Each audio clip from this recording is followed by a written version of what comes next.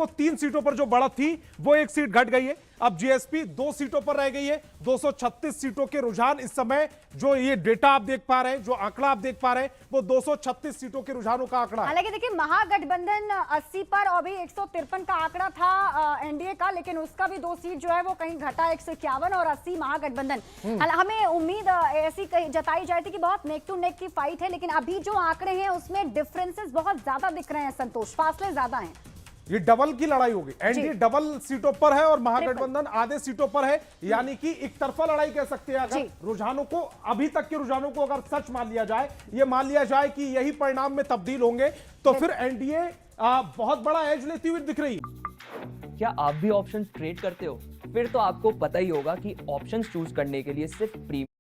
सबसे दिलचस्प बात यह है कि बीजेपी सबसे ज्यादा सीटों पर बढ़त बनाए हुए है। एक तरीके से कह सकते हैं कि बड़ी पार्टी के तौर पर पिछली बार भी 74 जीता था बीजेपी ने, लेकिन ओखा से जेडीयू के नागेंद्र जो है वो आगे चल रहे हैं, हथुआ से जेडीयू के राम सेवक सिंह फिलहाल आगे चल रहे हैं। अब आपको विधानसभा सीट के बारे में बता रहे हैं, जेडीयू के राम सेवक सिंह 1900 वोट से आगे चल रहे हैं। बड़ी खबर आपको बता